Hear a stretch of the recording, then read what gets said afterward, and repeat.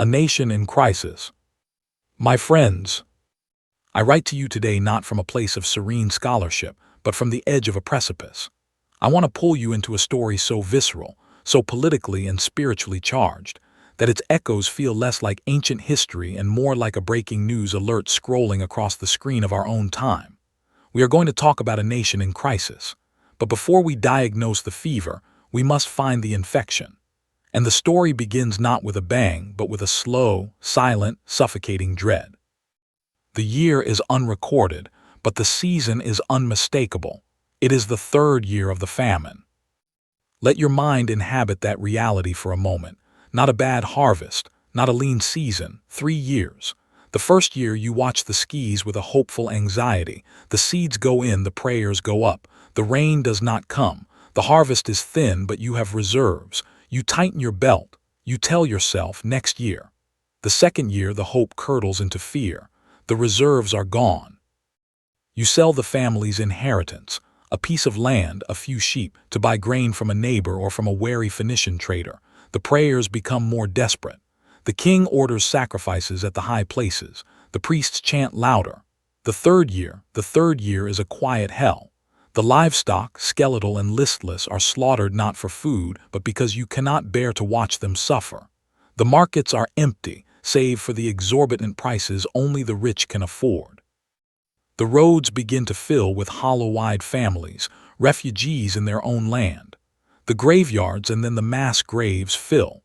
A pervasive dust, the dust of death and dried dreams, settles over everything. This is the stage. This is the nation in crisis.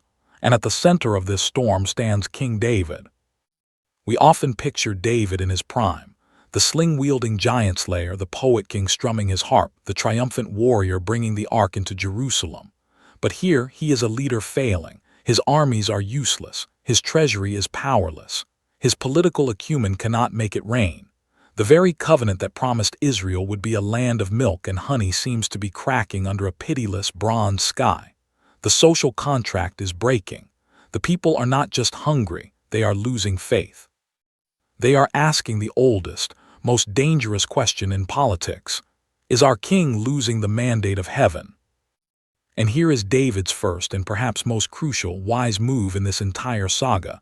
He does not double down on failed agricultural policy. He does not blame foreign powers. He does not launch a war on drought to distract the populace. He stops. He turns inward. The scripture tells us he sought the face of the Lord. This is not a casual prayer. It is a desperate, focused, relentless pursuit of a divine audit. Why? He cries into the silence. What is the root of this curse? The answer that comes back is a thunderclap from a clear sky. It is for Saul and for his blood-stained house, because he put the Gibeonites to death. Pause, let the weight of that sentence settle. The crisis, the 3 years of agony, the national trauma, was not a random act of nature. It was an invoice presented by the universe itself for a debt left unpaid. A moral cancer left to metastasize in the dark was now showing its final, terminal symptom. To understand the shock of this, we must understand who the Gibeonites were. We have to go back to the book of Joshua, to one of the most fascinating and bizarre stories of the conquest. The Gibeonites were not Israelites. They were a Canaanite people who, upon hearing of the unstoppable advance of Joshua's army, resorted to a brilliant, desperate ruse. They dressed in worn-out clothes, packed moldy bread, and presented themselves as travelers from a distant land, seeking a treaty. Joshua and the elders, flattered and perhaps a little careless, swore an oath to them in the name of Yahweh, the God of Israel. They did not consult God. Days later, the ruse was discovered, but the oath, sworn in God's name, was unbreakable. It was a sacred vow, a piece of divine currency. To break it would be to profane the name of God himself.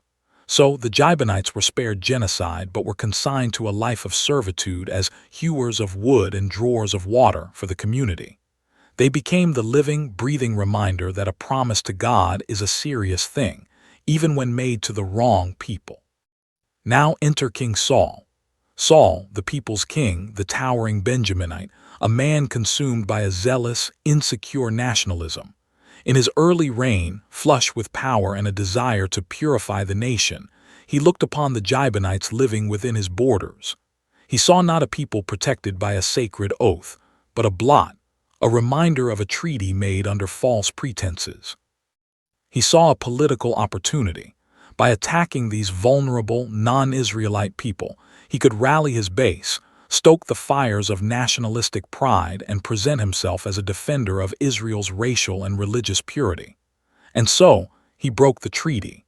He put them to death, an act the text chillingly labels as being driven by his zeal for the people of Israel and Judah. Let's be clear about what this was. This was not a simple act of war. It was a sacrilege. It was a king, God's anointed, trampling on a vow made in Yahweh's name for the sake of political expediency. It was state-sanctioned murder, justified by nationalism, which violated the very foundation of divine justice. Saul valued the appearance of strength over the substance of integrity. He chose the applause of the crowd over the approval of heaven. And then he died on Mount Gilboa. The Philistines killed him. David took the throne. The nation moved on. The story of the Gibeonites was buried, a forgotten footnote in the bloody transition of power. The land, it seemed, had been cleansed. But the land does not forget. The moral universe has a long memory. The blood cried out from the ground, and its voice took the form of a 3-year silence from the clouds. The sin was not merely Saul's personal failing. It had become a national liability. It was a crack in the nation's spiritual foundations, and the whole structure was now groaning, threatening to collapse. This is the part of the story that makes us most uncomfortable. Why should the nation suffer for the sin of a dead king? Where is the justice for the starving farmer, the grieving mother, the innocent child who knew nothing of Saul's crime? This is the profound and terrifying mystery of corporate responsibility. The Bible consistently presents nations, communities, and families as organic wholes, not just collections of individuals. A leader's sin creates a spiritual stronghold, a principality of injustice that holds the entire land in its grip. It's the ancient concept of blood guilt, a stain on the very soil that can only be cleansed by a reckoning. Think of it not as God punitively starving innocent people, but as the natural spiritual consequence of a foundational injustice being left unaddressed. It is like building a city on a fault line. For a time, all seems well, but the pressure builds, and eventually the earth must shake. The famine was the earthquake. The unatoned murder of the Gibeonites was the tectonic pressure.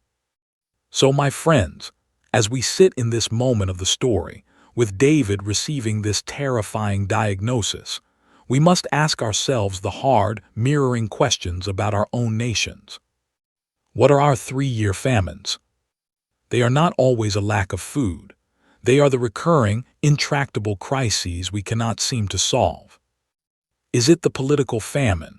The utter inability to have civil discourse, the hardening of partisan lines, the feeling that our institutions are not just broken but corrupted beyond repair?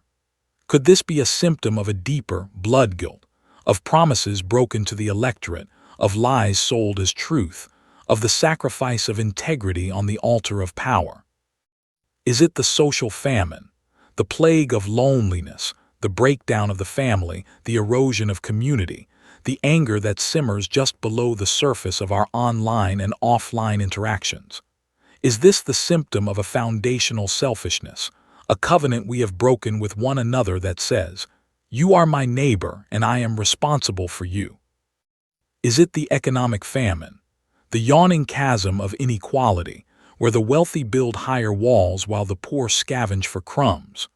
Could this be the consequence of generations of systemic injustice, of economic policies that favored one class and exploited another, of a sacred trust with the vulnerable that we have violated?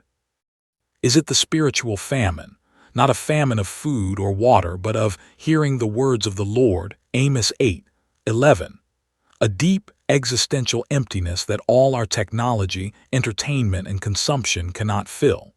Is this the final symptom of having pushed God to the margins, of having broken our most fundamental covenant with our Creator? Our temptation, like David's initial 3 years of struggle, is to treat the symptoms. We throw money at the economic famine. We launch new talking head shows to solve the political one. We invent new social media platforms to cure the social one. We offer self-help spirituality for the spiritual one. And nothing fundamentally changes. The rains do not come. Because the crisis is not the problem, it is the alarm bell. David, at this critical juncture, understood this. He was given the diagnosis. The ghost in the machine had been identified. The question now shifted from "what is happening" to "what will you do about it?" He had to confront a past he did not create. He had to clean up a mess left by his predecessor. He had to negotiate with the victims of a crime in which he played no part.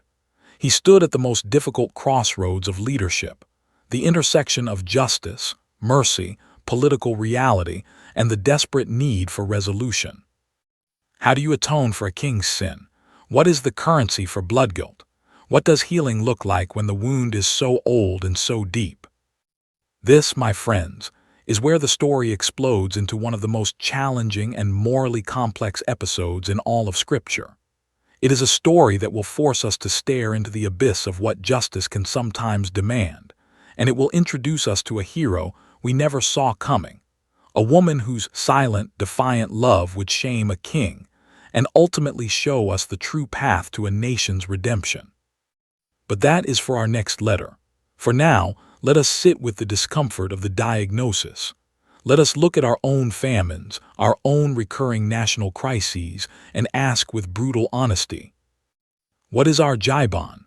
What is the sacred oath we broke? What is the foundational injustice we have tried to build our future upon, and why does the land itself now cry out for a reckoning? Yours in the search for truth.